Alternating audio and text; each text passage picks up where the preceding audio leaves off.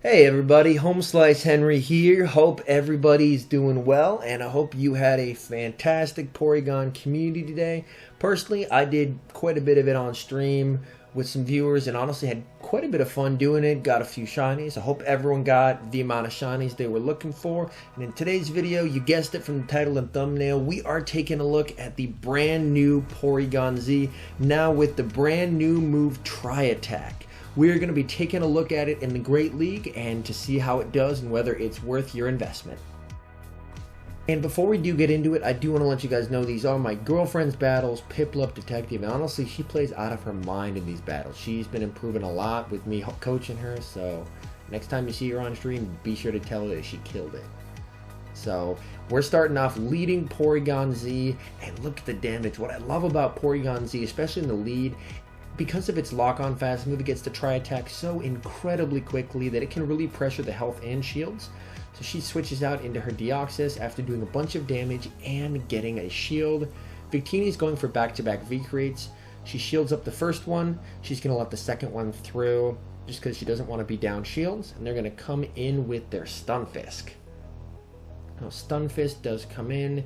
She's going to let this go. And she's building up to 2 Psycho Boosts, and she'll just be getting off those back-to-back Psycho Boosts just to try and do some last-minute chip damage before she gets taken out. They do shield it up, so she gets a shield on the first one, which is honestly huge, because now, even though she's going to lose switch advantage, she has shield advantage, and she can use that to, well, her advantage. Now we have Galarian Stunfisk throwing energy just to Rock Slide at the Blossom. And she sack swaps onto the Porygon Z to catch the Rock Slide. Huge play there. So she basically uses what's left of the Porygon as an extra shield. And so now she can save that shield for later in the game. Leaf Blade is going to be taking out the Stunfisk. Victini comes back in. She's overloading on energy, going for the Leaf Blade. The Leaf Blade comes very close to KOing, and she's able to Bullet Seed down. And what's in the back but an Azumarill? Oh, this is perfect. She has a ton of energy from those Leaf Blades, and she'll be able to go back to back with these Leaf Blades and do a ton of damage to the Azumarill. And she's going to try and go for the charge move and gets it. So look at that. Blossom a little bit stealing the show, but Porygon put her in a really good position by taking that shield and pressuring that health early. So hopping into game number 2 against Ho Young, 4-6-5-3. Leading Porygon Z into Raichu. These Pokemon are fairly similar in terms of they're both very glassy, and they both get to their charge moves very quickly, but as you can see, Porygon Z gets to it first, and she gets the debuff. That's an awesome thing about the new Tri Attack move. There's a 50% chance that it debuffs your opponent's attack and defense by 1 stage, and she gets it again. Oh, snap. So she's going to shield up the Wild Charge here. She's going to shield up the second one as well. And then they're going to be switching out, since they're debuffed, into Umbreon. She's going to counter swap into her Blossom. The reason being, even though Deoxys would do super effective damage with counter, due to its psychic typing, it would be taking super effective damage from the Umbreon's charge moves. And she's going for the Dazzling Gleam. This will be hitting the Umbreon for super effective damage and is slightly more energy efficient against Umbreon than a Leaf Blade. She's able to connect with that since shields are down. Dark Pulse coming through, and she'll be able to go for the Leaf Blade here, and Leaf Blade is fairly similar in terms of damage per energy, and this way she's able to get the Umbreon low, which is important because guess who's coming back in? It's Porygon. Porygon farms down the Umbreon, overloads on energy, goes for the Tri Attack, and a Skarmory comes in. So here, even though Skarmory does resist the Tri Attack, she was going for the debuff, didn't get it unfortunately, but it does do some decent chip damage.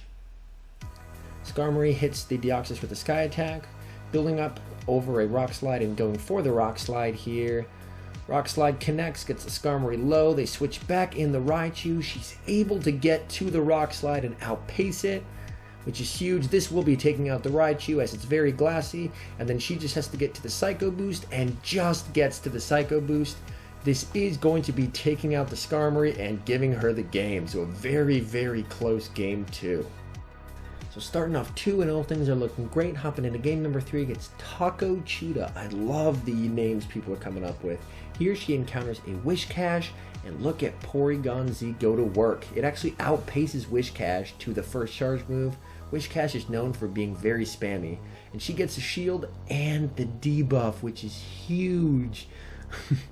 So charge move coming through from the Wishcash. She's going to shield as well. Going for a Tri Attack again. And this Tri Attack will be doing even more damage because their defense is lowered. And another debuff. Oh my goodness. And here Wishcash goes for another Mud Bomb. But since it's double debuffed, Porygon can survive it, get to the Tri Attack, and actually win that first matchup. So Porygon Z wins Switch against a Wishcash, which is huge. And now she's able to align the team the way she wants. So she's coming in with Blossom on this Obstagoon. Charge move coming through. That was too fast to be a Gunk Shot. It's just a Night Slash. They do get the boost, which is not good. She's overloading on energy, throwing her charge move, the Leaf Blade. That does get the shield. And here she goes for another Leaf Blade. And that does get it fairly low. She's going to have to shield up this one, but then she should be able to get to the next Leaf Blade, which is going to be taking it out. And they get another boost. So, man, it's a game of boosts. They're just getting crazy lucky. And she immediately swaps into her Deoxys on this Raichu. Charge move coming through. This is just going to be a Thunder Punch because they do not want to debuff themselves. So that's just the Thunder Punch. And she's going to go for the Rock Slide. And that's going to get it fairly low. And now it's just a race to the charge move. And just before she can get to the Psycho Boost, they get to the Wild Charge. And unfortunately, since the Blossom had so little health from the Obstagoon getting those double boosts, then the Blossom does go down as well. So good game there. So a very close loss in game 3, but honestly that wasn't Porygon Z's fault. That was more just the Obstagoon got a lucky double boost. Hopping into game number 4 in a Azumarill lead. She's going for the Tri Attack, and they do a really nice swap to catch the move on Lucario. But then they shield it for some reason. Not sure why they did that. She comes in with her Deoxys and is able to do super effective damage. And she throws the charge move, hoping to just get a shield, but they let it go. Honestly, that works too. They just wasted a Pokemon. Now they're coming in with the Azumarill. Charge move coming through. It is going to be the Rock Slide. And it gets a shield. And at this point, the opponent decides to stop playing. So hey, win's a win. We'll take it. All right, on to game 5 against Santenka. And this is probably the game of the year. This is one of the best battles I have ever seen. I was there to see it live.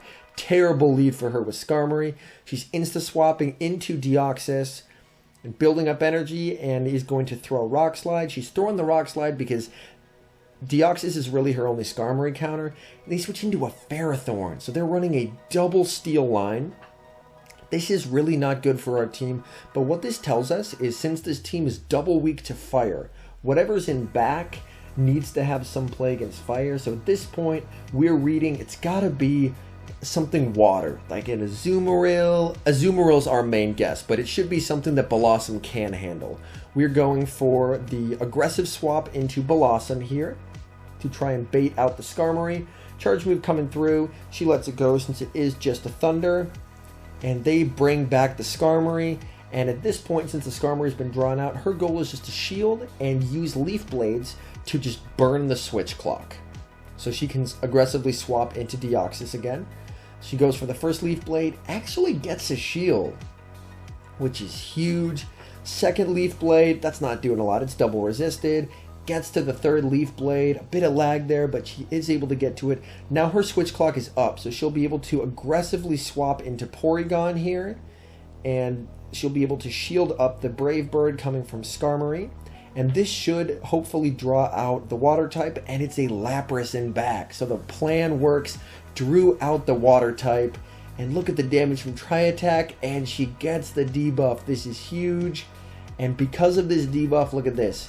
The Surf does not take it out. It's able to get to another Tri Attack, and this is going to be getting the shield, otherwise it would kill them. They're able to take it out. She's able to come in here with Blossom, goes for the Leaf Blade. This is going to be taking out the Lapras.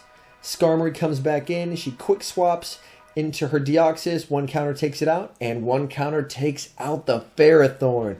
Oh my goodness, good game. So she goes 4-1 in this set and culminates it with a truly fantastic battle involving a ton of really high level switches and team predictions. But hey, we got there, and Porygon Z outperformed both her and my expectations, to be honest. It did really well in the lead, pressuring both the health and shields of leading Pokemon, so it can set up those back Pokemon to succeed.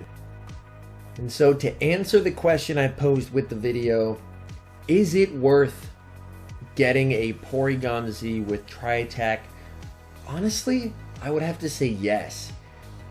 It isn't the most bulky Pokemon ever, but in terms of damage output and the ability to debuff the opponent, it can really set you up in some really good positions, and even if you lose the lead, the ability to debuff the opponents can really help flip matchups as well. So in conclusion, yes, I do believe that it is worth getting. Anyways, thank you guys so much for watching. If you're new and haven't subscribed yet, definitely hit that subscribe button. That way, YouTube tells you every time I upload, and that's a good thing. But anyways, thank you guys so much for watching. As always, I do appreciate it, and I will see you in the next video.